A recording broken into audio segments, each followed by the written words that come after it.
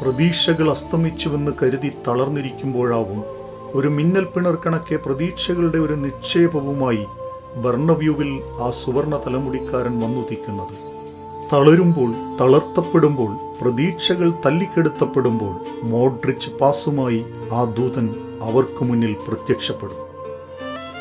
5 അടി 8 ഇഞ്ച് മാത്രം ഉയരമുള്ള ആ കുറിയ ദൂതന് മനുഷ്യ ശരീരമാണെന്ന് മാഡ്രിഡുകാർ എന്നേ തിരിച്ചറിഞ്ഞിരിക്കുന്നു. നെയ്ത്തുകാരുടെ മകനായ മോഡ്രിച്ച് മൈതാനികളിൽ നീക്കങ്ങൾ നെയ്തെടുക്കുകയായിരുന്നു. തന്നിലെ നെയ്ത്തുകാരന്റെ കരവിരുതയാൾ പ്രദർശിപ്പിച്ചത് പുൽത്തകിടികളിലായിരുന്നു. ഓരോ പുൽനാമ്പുകളെയും അളന്നെടുത്ത് തറിയിൽ വെച്ച് കോർത്തിണക്കി ഒരു നെയ്ത്തുകാരന്റെ ലാഘവത്തോടെ മുന്നേറ്റങ്ങൾ അയാൾ സൃഷ്ടിച്ചു. എതിരാളിയുടെ നീക്കങ്ങൾ കൂടി കണക്കിലെടുത്തതിന് ശേഷം 15ഓളം നീക്കങ്ങൾ മുൻകൂട്ടി കാണാൻ കഴിയുന്നവനാണ് എന്ന് പറഞ്ഞതിനെ ഫുട്ബോൾ മൈതാനിയിൽ അയാൾ അക്ഷരം പ്രതി പകർത്തുകയായിരുന്നു. ഗോൾ വേട്ടക്കാരനെയും അസിസ്റ്റ് നൽകുന്നവനെയും മഹത് കീർത്തനങ്ങളാൽ ലോകം വാഴ്ത്തിപ്പാടുമ്പോൾ ആ മുന്നേറ്റത്തെ മുൻകൂട്ടി കണ്ട് ചരട് വലിച്ചവന്റെ നാമം കാലമേറെ ചെല്ലും മുൻപേ മാഞ്ഞുപോയ അക്ഷരങ്ങളാകുകയാണ് പതിവ്. എന്നാൽ മോഡ്രിച്ച് പാസിലൂടെ ആ ഗ്രാൻഡ് മാസ്റ്ററെ ലോകം തിരിച്ചറിഞ്ഞു. യുഗോസ്ലോവിയൻ വിഭജനത്തിന് ശേഷം 4 ചെറുകരകളാൽ കൊട്ടിയടയ്ക്കപ്പെട്ടിരുന്ന ആ നാട്ടിലേക്ക് അഡ്രിയാറ്റിക് സമുദ്രത്തിന്റെ ഓളപ്പരപ്പുകളിൽ നിന്നും ഇളം തെന്നലായി വീശിയിരുന്ന നറുമണം തുളുമ്പുന്ന വികാരമായിട്ടായിരുന്നു 98 ലോകകപ്പിന്റെ കടന്നുവരവ്.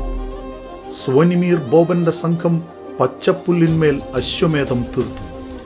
വൻമരങ്ങളെ കടപുഴക്കിക്കൊണ്ടുള്ള ക്രൊയേഷ്യയുടെ പ്രയാണം ആതിഥേയർക്ക് മുന്നിൽ അവസാനിക്കുമ്പോൾ വിശ്വവിജയ പട്ടം സ്വന്തമാക്കാനായില്ലെങ്കിൽ പോലും പുതുതലമുറയിലേക്ക് കാൽപന്തിന്റെ റൂഗ് പടർത്താൻ അവർക്കായി. പിന്നീടിങ്ങോട്ട് ഓരോ 4 വർഷ ഇടവേളകളിലും ക്രൊയേഷ്യൻ ജനത അവർക്കായി ആർപ്പു വിളിച്ചു. ഇപ്രാവശ്യം തങ്ങളുടേതെന്ന് അവരുടെ മനസ്സുകൾ മന്ത്രിച്ചു. എന്നാൽ കൊക്കാസാറ്റികൾക്ക് തലതാഴ്ത്തി മടങ്ങാനായിരുന്നു വിധി. കാലം 2018 വരവേറ്റു.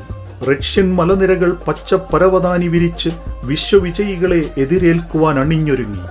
ട്രിവേല പാസുകളും പുറംകാലുകൊണ്ടുള്ള സ്ലിക്ക് ടച്ചുകളുമായി ഫുട്ബോൾ പ്രേമികളുടെ മനം കവർന്ന ആ കുറിയ മനുഷ്യൻ ബാൾക്കൻ പടയുടെ നെടുനായകത്വം ഏറ്റെടുത്തു. 40 ലക്ഷത്തിൽ പരം ജനങ്ങൾ മാത്രമുള്ള ആ കുഞ്ഞു ദേശത്തെ ചുമലിൽ വഹിച്ചുകൊണ്ട് ലുക്കീറ്റ ലുഷ്നിക്കി സ്റ്റേഡിയത്തിലേക്ക് നടന്നു കയറി. കലാശപ്പോരിൽ ഫ്രാൻസിനു മുന്നിൽ അടിയറവ് പറഞ്ഞെങ്കിലും ലുക്കീറ്റയും സംഘവും തല ഉയർത്തി തന്നെയാണ് റഷ്യയിൽ നിന്ന് മടങ്ങിയത്. ലുഷ്നിക്കിയിൽ ഫ്രാൻസിനായി ഉയർന്ന ആരവങ്ങൾക്കിടയിലൂടെ അവതാരകന്റെ ശബ്ദം ഉച്ചത്തിൽ മുഴങ്ങിക്കെട്ടു. And the golden ball goes to Luka Modric.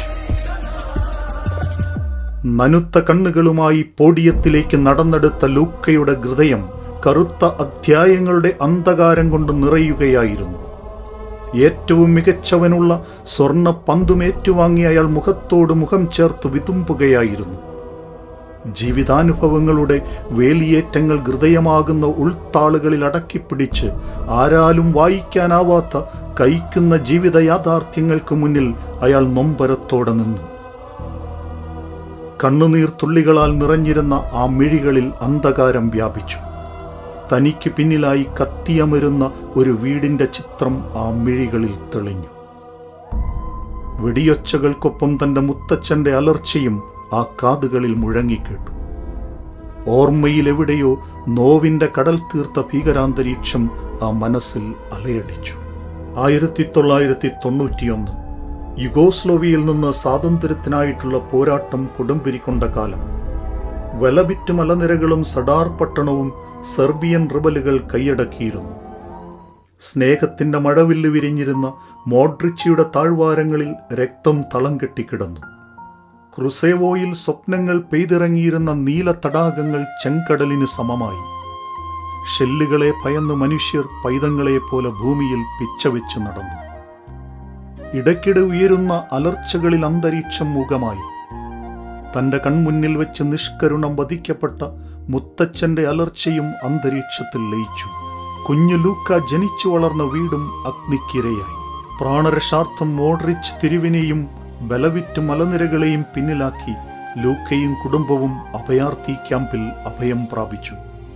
കരഞ്ഞു കലങ്ങിയ കണ്ണുകളെ സമാശ്വസിപ്പിച്ച് കൈപ്പേറിയ ഓർമ്മകളെ കടിച്ചമർത്തി വരാനിരിക്കുന്ന സുവർണകാലത്തെ സ്വപ്നം കണ്ട് കുഞ്ഞു ലൂക്ക വളർന്നു.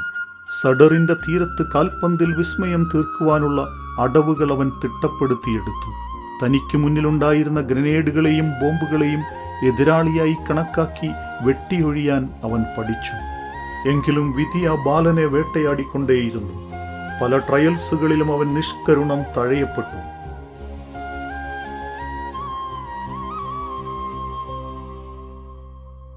ആ കുഞ്ഞു പയ്യൻ നെയ്തെടുക്കുന്ന നീക്കങ്ങൾ കണ്ടമ്പരന്ന ഡൈനാമോ സഗ്രബ് തങ്ങളുടെ വാതിലവന് മുമ്പിൽ തുറന്നുകൊടുത്തു.